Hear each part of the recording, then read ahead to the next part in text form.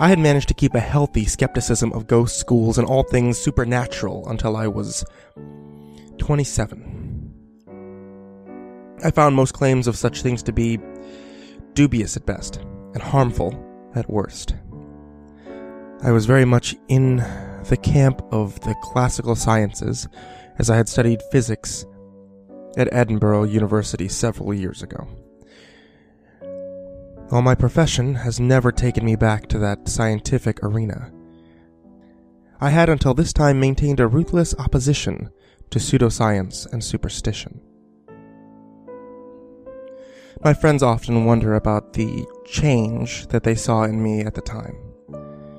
What surprised them was that it wasn't a slow, steady change of heart, but rather a complete turnaround overnight, a transformation, if you will. It may have appeared as if it occurred so very quickly, but in fact, it happened over a slightly longer time scale. 2 weeks, to be precise. It was February. In fact, it was the week of Valentine's Day. Around this time, I was going through a socially isolated phase. It's something which often happens in the bleak Scottish winters, where I became increasingly wrapped up in my own loneliness and passing bitterness at those who fit in. It was, and still is, a neurotic hangover from my teenage years, one which has plagued me for far too long. 2 weeks earlier, I had found myself wandering through the cobbled streets of Edinburgh to clear my head. Walking, as amusing as it may seem, has always been a great comfort to me. You are, in every sense, alone with your thoughts. But that part of you which craves the company of others is slightly appeased by being in the world, even if you're only in it long enough to share a glance with a passing stranger. Edinburgh is a very old city, and has remarkably kept much of its former self. The cobbled streets meandered down the steep side of which was once a volcano, breaking off sporadically into near lanes which occasionally open up into secluded courtyards. These numerous courtyards are often flanked on all sides by tall terraced houses, huddled together as if whispering of a secret and long-forgotten past. The impressiveness of Edinburgh as a city is often lost on those who have lived there long enough to find beauty commonplace. As often happens when gripped by depression, I hadn't been sleeping well. I had finished work the previous evening around 5 p.m., and while I managed to get a few hours of sleep, my mind just wouldn't let me relax. Come 6 in the morning, even though it was a Sunday, and I could for once have a long lie, I conceded defeat in my attempts to have a proper rest, and got up to greet the world, however reluctantly. By the time I had set out, it was still early morning, and the cold January air stung my face. Although Edinburgh is, for want of a better expression, a tourist city, at that time it still seemed relatively deserted, even for a Sunday. A slight mist had risen out of the water of Leith, making it feel all the more colder as I passed through the narrow lanes and down empty pavements, entirely oblivious to where I was going. As the shops opened, and the first trickle of tourists bled out onto the cobbled walkways from their hotels, I deliberately headed for a quieter, often forgotten network of streets. My wandering mind had indeed taken over, for as I broke through the haze of a daydream, I found myself standing at the gates of an old graveyard. I had been thinking of turning back and heading home, but something about this place awoke a compulsion in me. I had to explore it.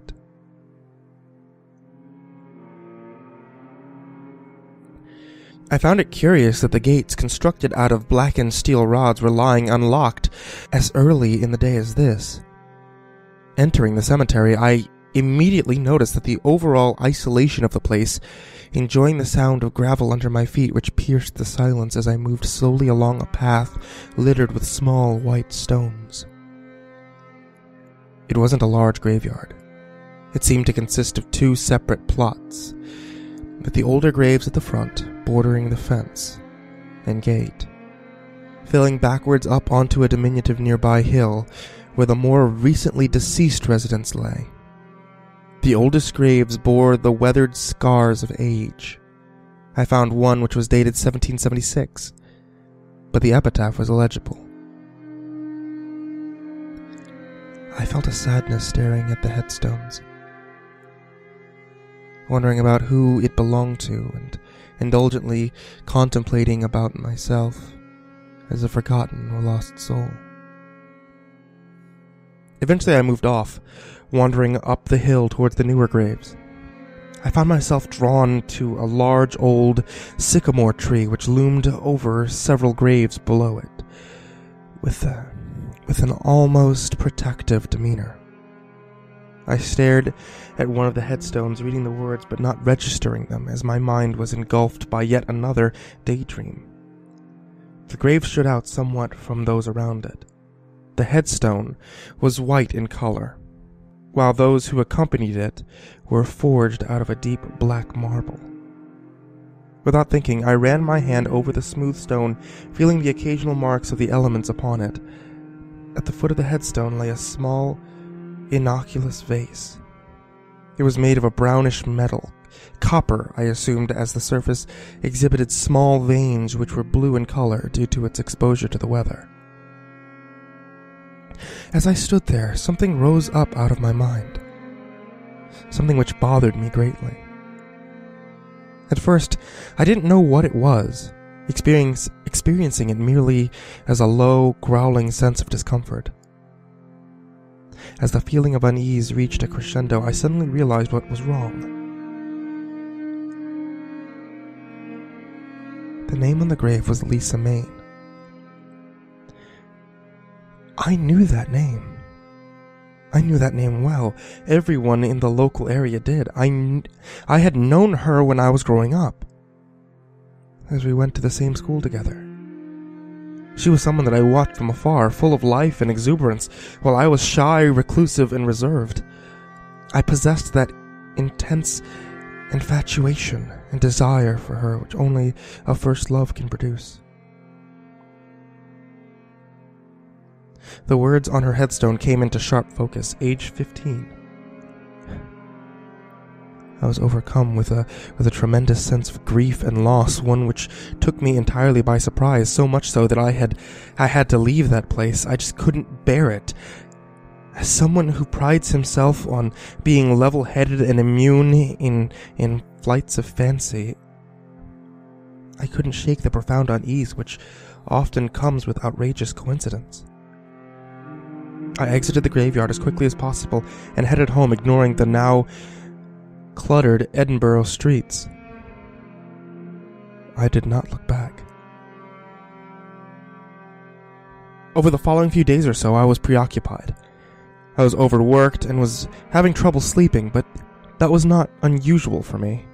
What was unusual were the immovable thoughts and memories of Lisa Main. Thoughts which now stayed with me wherever I would go. I had been terribly affected by her death, as we were only 15 years old at the time. But that was over a decade ago. I had not thought of her for many years. It was as if seeing the gravestone had awoken a sense of loss, a sense of pain, which I had managed to bury so far deep inside me that I had persuaded even myself to forget it. A cacophony of memories now haunted me, beautiful and terrifying. At any one moment I would be exhilarated by the thought of her smile, her hair, her kindness, and at the very next, engulfed by despair at the image of her lying under 6 feet of earth, cold and alone. Once full of life, now a decaying husk, which had long ago housed that beautiful soul.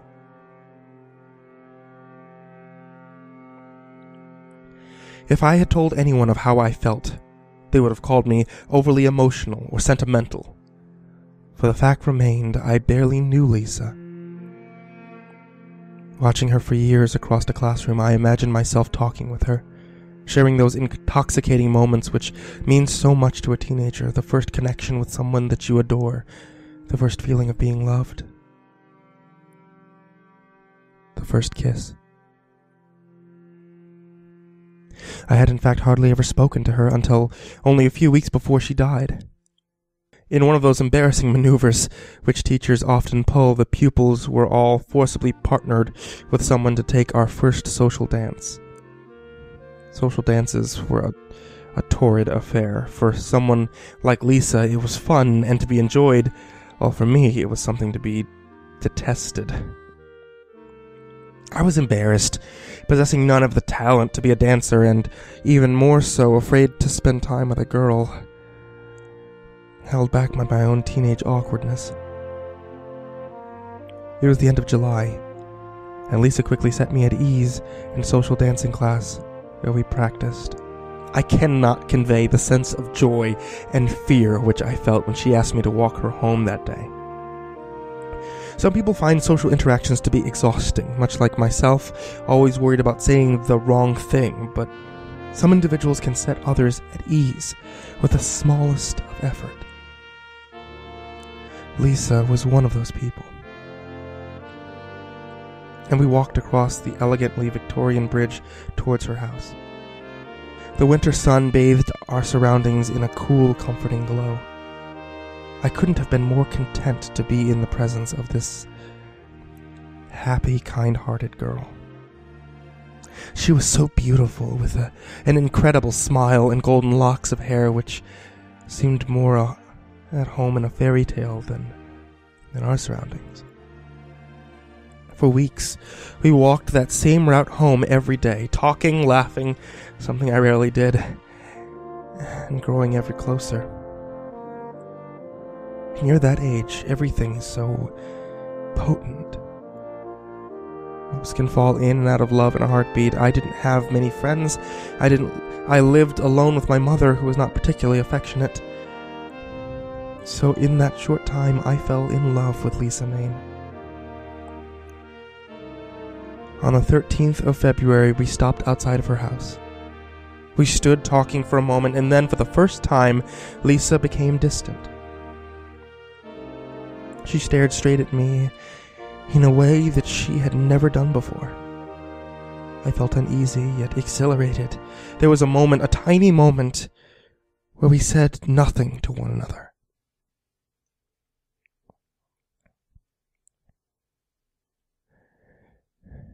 And she hugged me. Her fingers slid through my hair. I will never forget how sweet she smelled, how alive she felt, and how grateful I was to someone for showing me a kindness that I had never previously known. Lisa slowly let go of me and skipped up to her front door. Just before she disappeared, she turned and smiled at me one more time. Then she was gone. Immediately, I knew what I was going to do. For the first time in my life, I was full of purpose and focus, a desire to do just one thing. I ran as fast as I could to the local shops. I was lucky, as most of them were shutting up for the day. A kind old man who ran a rarely used old card store allowed me into his shop, even though he was just closing. I was going to buy my very first Valentine's Day card. It had to be perfect. It had to be just right. And after looking at almost every card I could afford, I found one. It was fate. The card was red, with a white circle in the middle, and in that circle was a boy and a girl walking hand in hand into the distance together. I didn't care what it said inside, because I've always had a way with written word, and I knew that I could put something down which came from the heart. I bought it, and after leaving the card shop, I went straight to my local newsagent. I had kept aside my last £2. My mother gave me an allowance to buy my lunch at school every week, and I knew that she wouldn't give me more should I spend it, despite it meaning I would have to go without lunch for a few days. I bought a box of chocolates to accompany the card. I rushed home. I walked straight past my mother, who barely glanced at me, grabbed a pair of scissors from the kitchen, and went upstairs. I knew I would get into unbelievable amounts of trouble for it, but I didn't care. I cut a slither of material from the red curtain hanging in my mother's room and tied the makeshift ribbon around the box of chocolates. In my mind, it now looked like a Valentine's gift. I wrote in the card explaining how I felt about Lisa and how much those walks home had meant to me. Signed it, sealed the envelope, and slid it under the ribbon so that it sat nicely with the chocolates. I waited for the next day. It came all too slowly. The 14th of February. I'll never forget the excitement of getting ready for school. I took one last look at the chocolates and card before slipping them into my bag. I think I made it a little too obvious that I was carrying something important and delicate as I cradled the whole bag in my arms for most of the day. I was so enthused, so focused that I was going to march straight up to Lisa and give her the gift without a care for what the others, some of whom could be very cruel, would think. But she was not there. She wasn't in the playground. She wasn't in her classes. For the subjects we shared, I just sat and stared at her empty desk and chair. School finished and I found myself walking the same route Lisa and I would normally. I stood outside her house holding the chocolates. I can't describe the feeling I experienced there. Call it the effects of a lack of food or the exhaustion of having been so primed for the day, but anxiety took me, and as a result I couldn't bring myself to knock on the door. I went home, dejected. I couldn't so much as eat a bite of the uncooked ham my mother threw down in front of me. So I simply went upstairs and crawled into bed, barely sleeping all night. For the next 2 days, I walked that same route and found myself holding on to those chocolates, not daring to cross the threshold of the little white fence in front of Lisa's house. On the third day, I asked our teacher about Lisa's absence, something which just had occurred to me to do. I associated any authority with being cold, distant, and unfair, and as a result, normally avoided contact with my teacher, at any cost. Mr. Randall, our history teacher, told me that Lisa had come down with a bad fever and was very ill. She could be off for weeks. With this news, I was resolute. I was going to knock on her door, and knock on her door was just what I did. I knocked and knocked and knocked and knocked. But no one answered. The next day, I did the same. And again, no one answered. I had now been 5 days since I had seen Lisa. It was a Saturday, and once again I was over to Lisa's house, chocolates and cards in hand. And as I approached her house, the sky clouded over, casting a dull hue over Lisa's seemingly deserted street. It was clear to see that Lisa's father was not a gardener. The garden path split, an overgrown and patchy lawn in two, with clambering weeds stretching up towards the sun through numerous cracks in the concrete slab. I stopped to look around and focus my gaze on what seemed to be a smallish gnome figure smothered in the undergrowth. It had sadly been broken. Many suggest that when something's wrong, a person knows. They may not be aware of precisely what has happened, but that they can almost feel a palpable sense of dread in the air. I looked around and continued towards the front door. Something was different. I was sure that the house had seemed as deserted as it had on the previous days that I had visited, and while the house was, for all intents and purposes, exactly the same as before, there was one change. The front door was open. I was convinced that it had been shut when I had arrived, but I had dismissed this as simply the byproduct of my fascination with the condition of Lisa's garden. You see, I can't quite explain it, but there was something suffocating about the house on that quiet street. I reached the door and grasped the door knocker, chapping 3 times. No answer. I repeated my knocks, more forcefully this time. But still no one came. The door was only slightly ajar, and as such I couldn't really see much of the interior. All I could tell was that the house was dark, and that the air escaping through the doorway was musty, as if nothing had stirred inside for days. I started to feel nervous. I didn't really know why. Clearing my throat and stammering slightly, I asked, "Hello?" Several times without answer.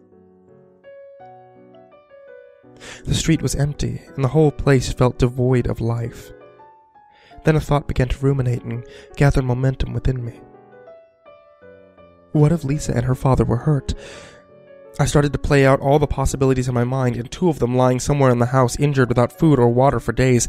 Then I remembered that my history teacher had said Lisa was ill. He must have spoken to someone to know this, probably Lisa's father. I hoped that she was not so sick that her father had taken her to the hospital. Despite the logic of my thoughts, I still could not dismiss that horrible feeling that something was indeed wrong. Fear began to grip me, yet I closed my eyes only for a moment and found the memory of Lisa's embrace all the solace I needed to overcome it. I held on tightly to the card and chocolates as I pushed the door fully open. It moved silently, but I was sure the noise of it hitting a doorstop on the floor would alert anyone to my presence as the loud bang echoed through the house. But still no one came. The house was bathed in darkness. I took one last look around me and crossed the threshold. While Lisa did not come from an affluent family, the house had an upstairs and must have been at least 4 bedrooms with an attic. Perhaps the fact that Lisa was an only child made the house seem all the larger or emptier. But as I slowly made my way down the hallway, I felt as if each footstep echoed throughout the distant passage and rooms. Beginning with the living room on the ground floor, I moved from room to room, occasionally asking if anyone could hear me. But I quickly became aware that I was only talking to myself. The air was stiffingly hot, and running my hand across a radiator, I realized the boiler must have been on for some time. As I moved into the kitchen, at the rear of the house, I heard something. It was almost a rhythmic, dull thudding. I couldn't identify what it was, but I knew that it was coming from somewhere upstairs. I left the kitchen, which I was glad to do as it was filled with the smell of rotting food, and walked to the foot of the stairs. The staircase was quite narrow and ran along the inside of a wall. At the top of the stairs was a landing, which curved round to the left and led on to the other rooms. The dull thudding was now more pronounced, and as I slowly climbed the stairs, the same fear which had gripped me at the door returned. The realization of wandering into someone's house uninvited came to the fore. Stopping for a moment, I closed my eyes and thought of Lisa again.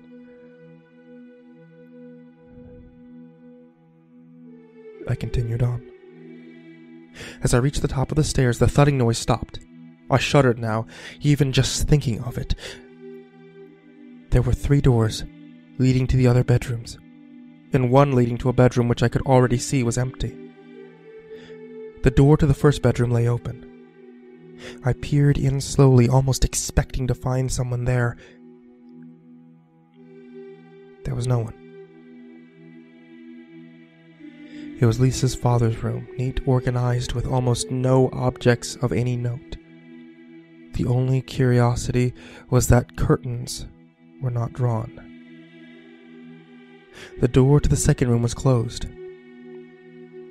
Again, I was overcome with a sense of intrusion. I was walking around inside someone's house without invitation. In fact, I was a trespasser. I knocked on the door quietly. Waiting for a moment, I realized the room must have been empty, and turned the brass handle on the door. It opened.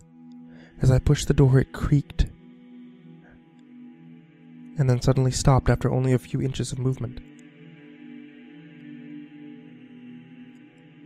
Something was behind the door. I pulled it towards me, then pushed again. With no luck. With each attempt, the wooden door bashed off of something. I suddenly became aware of the noise I was making as each attempt echoed through the house. It was not dissimilar to the thudding that I had heard before. I tried one more time, pushing against the obstacle as hard as I could. No luck.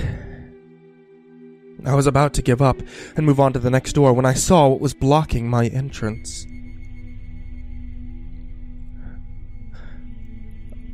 I'll never forget that cold, glassy stare of the face which seemed to be peeking out from behind the bottom of the door.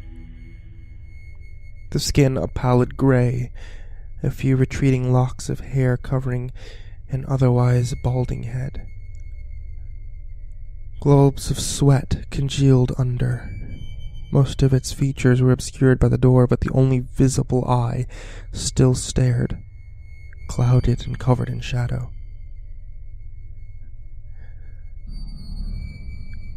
I didn't scream because I quickly realized that not only was this the face of Lisa's father, but he was very much dead. I felt numb. But looking back, I realized I handled the situation much more calmly than many of my age would.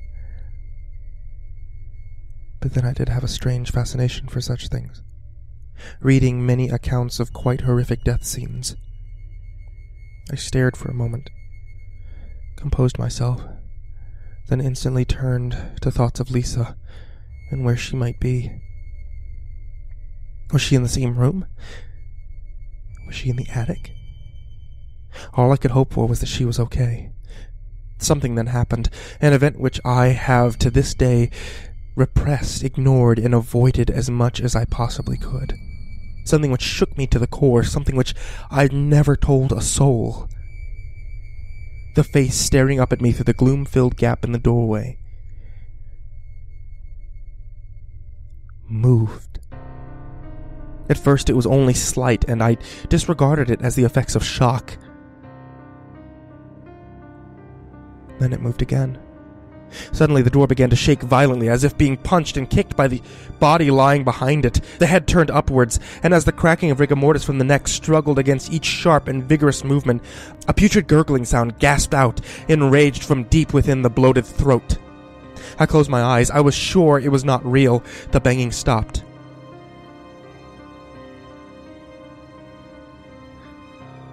And the house fell once again into silence.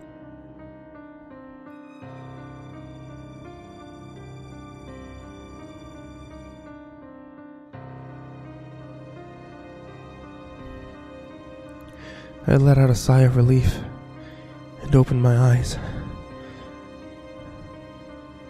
What I saw I can barely describe now. The face had moved upwards from behind the door to be level with mine. The door shook and rattled under the strain as its venomous attacker tried to claw and batter its way through. Finally, the face pushed and squeezed through the gap in the door, revealing its repulsive, loathsome features in their entirety. Dead. Swollen with clotted blood, gasping relentlessly for air, all the time staring straight at me through the hate-filled eyes, with lips pulled back over teeth, gritted together, grinding against one another in wretched hatred. I do not remember much of what took place after that. Perhaps I'm glad to. I know I escaped, and I know that I ran home confused, crying and babbling like a madman. I also know one more thing. While the memory has been pushed so deep inside that I can barely recognize it, I know whatever was in that room slipped through the gap in that doorway. Slipped through and grabbed me. How I escaped, I did not know.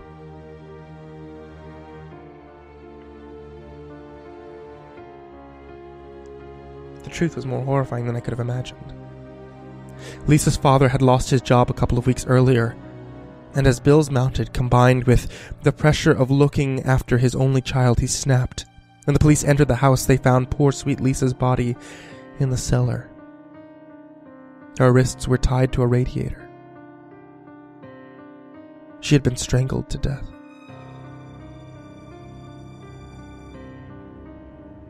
After killing his daughter, Lisa's father had then went upstairs and hanged himself in her room.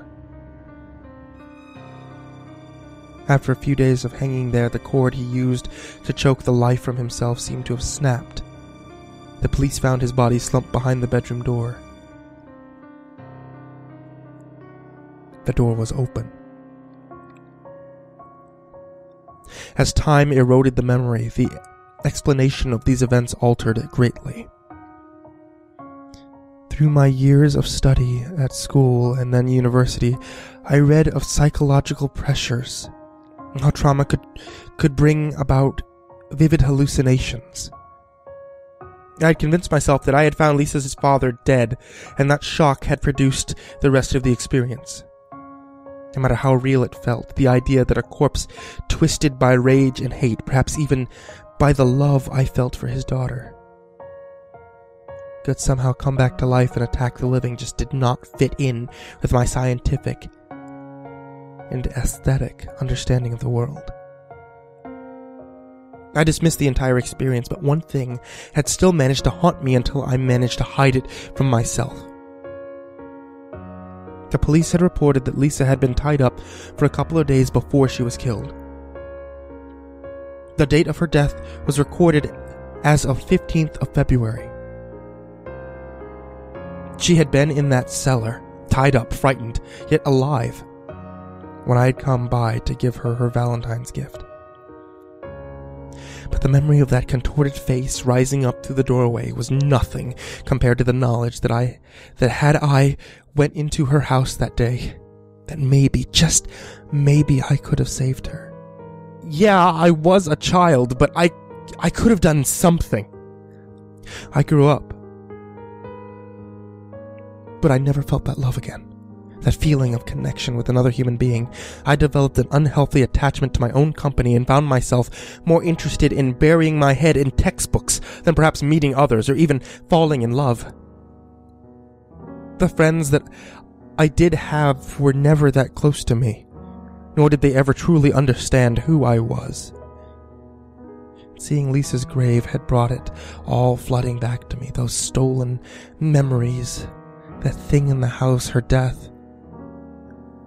The funny thing is that of all those memories, both traumatic and precious, the one thought which would not leave me was the Valentine's gift that I never gave. While I still hoped that the dead thing in Lisa's house was of my own imagination, and that the world was still very much material, lacking in the spiritual, I still felt the need to rectify this. I had kept the card all those years. In many ways, it was both my most cherished and loathed possession. Cherished for the memories which it drew up from within me, and loathed for the same reason. On the morning of the 14th, I walked through the cobbled streets of Edinburgh, towards Lisa's resting place. On the way, I stopped at a little newsagent and picked up a box of chocolates. On my first visit, I had wandered there by accident, vaguely negotiating each street in a daze, but this time I was focused and resolute. Sentiment is a curious thing, and it had encouraged me to keep not only the card, but also the ribbon I had made for the chocolates. When I entered the graveyard, I gazed towards that lonely hill where she lay. I felt hesitant. Not because I didn't want to leave the gift by her graveside, but more so because I did not know the extent to which the feeling of remorse, sadness, and bitter nostalgia would overcome me again. Nevertheless, I took a moment and then made my way up over the whitened path, up towards the hill, up towards her. There I stood. The sun was still relatively low in the sky, and it cast long, contorted and exaggerated shadows over everything. After standing there for what seemed like an age, I pulled out the ribbon, tied it carefully around the box, and placed the chocolates and card against the cold headstone. I don't know if I said anything. At the time, I probably didn't, as I was still convinced that she wasn't there to hear me. That once your loved one has passed away, they are gone forever. That death is the end. I do know that I cried. I cried like I hadn't since I was a child. I fell to my knees and buried my head in my hands. I was inconsolable. Those moments of utter sadness, utter despair at the cruelness of life, and what it had done to beautiful Lisa, were the last I had as a true skeptic. For as I knelt there, the wind blew gently through the graveyard, gently caressing those stone markers of loss and those who attended them. I had heard and read about people having a religious or spiritual experience, and while I cannot truly accept other testimonies, I can say that what I felt at that moment was profound. An achingly beautiful feeling of companionship and love. I looked around. No one was there. But I felt that someone was. I tried to shake the feeling off as my mind simply playing tricks on me, but no matter how much I tried to stick to that interpretation of events, I simply could not do it. That feeling shared a twin emotion. I had only once ever felt that way before. When Lisa hugged me that last time I saw her. As the sensation washed over me, I realized that I had truly been searching for the same feeling again, but never found it until that moment. I stood up, wiped my eyes, touched the gravestone as if to say goodbye. I walked to the graveyard entrance with a smile which stretched from ear to ear. Something anyone who knows me will tell you is extremely unusual. When I reached the gate, I glanced once more at that hill, which for me was no longer a site of loneliness, but one of love and friendship. The second and last time I can say that I have ever seen a ghost was at that moment, for standing up on the hill beside Lisa's grave was the blurry image of a young girl in a pink social dance dress. I did not run to the grave because I knew I didn't have to. She waved slowly at me and then disappeared behind her gravestone. I walked home. I felt full, joyful, and exuberant. It's almost impossible to describe that experience by the gravestone. Perhaps completeness will do for now, but even that cannot convey it. Friends wonder what happened to me around that time. The truth is that I found something I did not know was missing. Some hearing this may think that I found my faith. But it wasn't that at all. What I found that day was companionship and acceptance from the only person that I'd ever truly loved.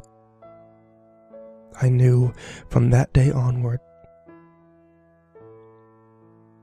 that the world was a far more mysterious and wonderful place than I could have ever possibly imagined. I knew that I would never fear being alone, for when I go wandering through the streets of Edinburgh and find myself on a quiet stretch of road,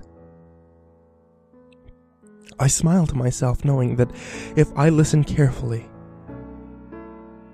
I can hear the footsteps of Lisa, that girl I loved so deeply when I was a child,